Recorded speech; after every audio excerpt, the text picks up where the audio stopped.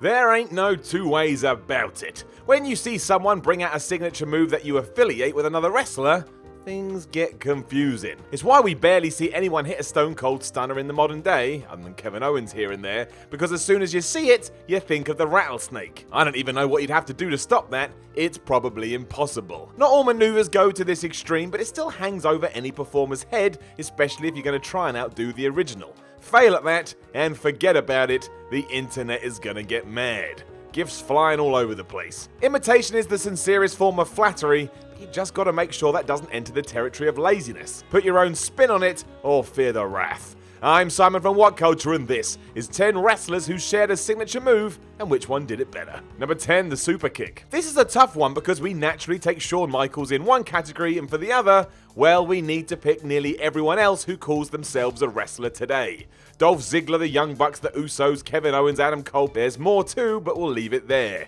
If you want someone more of Michaels' era, you could even pick Lance Storm out of the hat. And as he's come up, still hugely underrated. Lance was better than everybody realizes, and his super kick was proof of that. He landed it as sweet as anybody and probably was up there with HBK himself when it came to the crispness and consistency of taking his foot, smashing it into somebody's jaw. As for Shawn, well, he kinda made it famous, and that's why he gets the nod here. Not only did he always come up with new ways to strike, like he did against Shelton Benjamin, but who didn't love seeing him warm up the band and whip the crowd up into a frenzy? It was as pragmatic as it was dynamic, and I figure given Michaels' legacy, no one will ever be able to steal his crown. Number 9, the Van Terminator, or Coast to Coast depending how you want to see it, and of course that does bring our two competitors into the fray, that being RVD and Shane McMahon.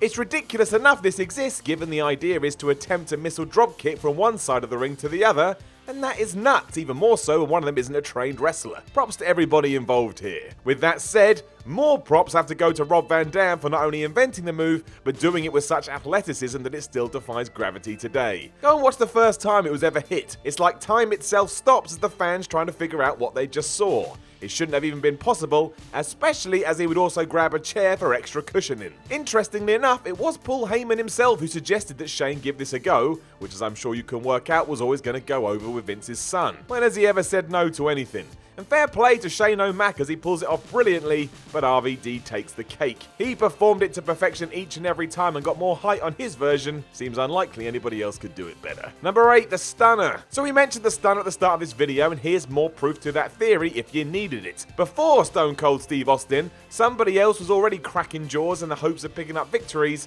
and for this entry, that man's name is Mikey Whipwreck. Or it could be, depending on what story you want to believe. On the one hand, we have the tale of Stone Cold borrowing the move from John Laurinaitis, who was using it in Japan, and on the other is Whipwreck, who Austin did work with briefly in ECW. Given that Johnny Ace's Crusher is more of a cutter, it seems to make sense to opt for the latter. So with all that cleared up, who did it better is the real question, and it's not as easy as you may think. If you are unfamiliar with Mikey's Whippersnapper, as it was dubbed, he not only hit it pretty damn solidly, but would also sometimes do it from the top rope. It's pretty cool. But who the hell are we kidding? The bionic redneck took his entire personality and put it into that move, making sure each one was finished off with a hearty FU. On the flip side, no one ever sold Whipwrecks as wrestlers would in the WWE for Austin, and that's why he not only takes the category, but also owns the move forever. Number 7, the Tombstone. This one gets all kind of confusing because the whole reason Kane used this as his finisher was because he was The Undertaker's brother. To get that over in the late 90s, the Big Red Machine acted like his sibling as much as he could. However, there is a genuine debate that happens in the world of the internet about who did it better. It has even more pizzazz as WWE banned all variations of the pile driver long ago, meaning the last two superstars allowed to do anything resembling that were Kane and Taker. Much like Austin, within Vince McMahon's promotion it's hard to see anyone ever using it as a finishing move in the future in case they piss off the dead man. Forgetting the first year Kane was performing the move, as let's face it, he was still finding his way with it. Go and watch that one from Bad Blood. He did get very good at them. Dropping to his knees with a real sense of urgency made it look horrific, often to the point you're worried that someone had actually been spiked. Naturally, it is the Phenom who gets the medal here, just from the amount of time he's been doing them, how safely he pulls them off, and how he added little bits to them over the years. Remember when he jumped before seemingly killing Shawn Michaels? That was as badass as they come. Also, it is called the Tombstone, and he is the Undertaker.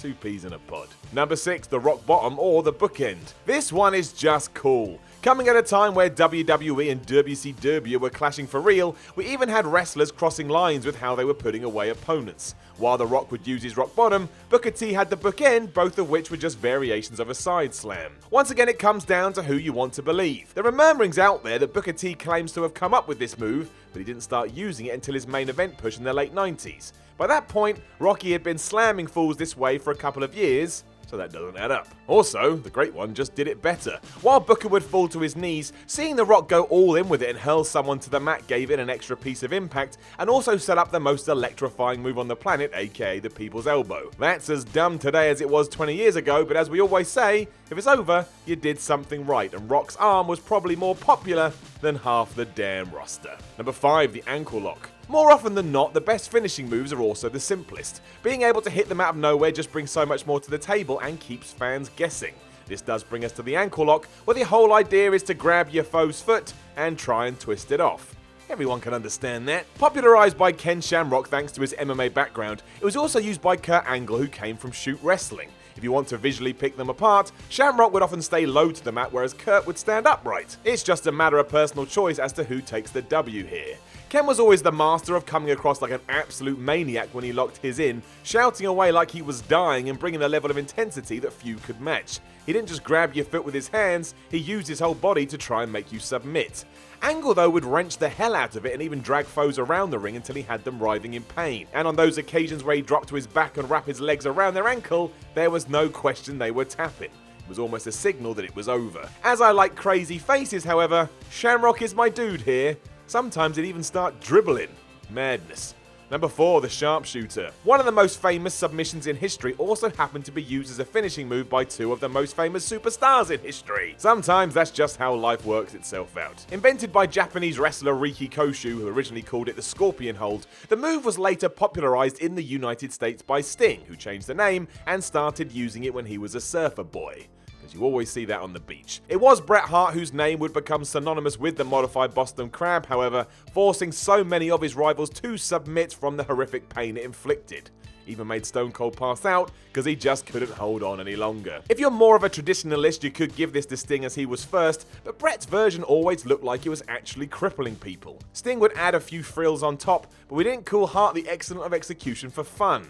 Because when he applied holds, they looked real, and nowhere is that more true than this. Also, I'm hugely biased, as the Hitman is my favourite wrestler of all time. Number 3, the Diamond Cutter or RKO. Much like the Super Kick, the Cutter as it is known is one of the most updated and innovative moves in the history of wrestling. You can see it being performed from almost anywhere, and it can even have flips, rotations, and who knows what else. People even smash these from fireman's carries. When it comes to whose is more famous, however, there are two that stand above the rest, DDP's Diamond Cutter and Randy Orton's RKO. The real difference is how they were set up. More often than not, Diamond Dallas Page would throw his hands into the air to let us know what was coming. It's classic showboating, even if out of context it makes no sense. Why let anyone know what you're about to do? May as well go and whisper it in your opponent's ear. As for Orton, while he does smash his hands into the canvas on occasion, he's hit so many of these when no one is expecting it, the catchphrase of his move is, out of nowhere. I don't need to explain that to you. Both are brilliant, and the times where DDP would pull a Diamond Cutter off when he had someone in a powerbomb were excellent, but they never got the height or velocity that Randy has achieved throughout his career. Just think of Seth Rollins at WrestleMania 31. That alone would put the Viper in first place. It's one of the best we've ever seen. Number 2, the Frog Splash. The Frog Splash is really weird. While there are other moves that look cooler, for some reason none of them seem to have the impact of pretending you're a frog that likes heights. It's flash, athletic, and appeals to everybody. We always want to see a decent frog splash. Created by Art Barr, it became a popular finishing move of Eddie Guerrero, who had teamed with Barr for a brief time in Mexico and adapted the maneuver as a tribute to his friend when he died in 1994. A couple of years later, Rob Van Dam added the high-flying technique into his expansive arsenal of ridiculously dangerous and complex moves. RVD tweaked it a bit to make it more versatile, deciding it didn't matter how his opponent was positioned. He would simply turn his body in midair to accommodate, because of course he did. If you like your splashes to look ultra crisp, you're probably a bigger fan of Eddie's, but RVD has to be awarded the edge here simply for the height he got and how he sold it when he hit the mat. That would hurt even though you're performing the move, and he never forgot to show that, not once. This is also like debating what version of chocolate ice cream is best too.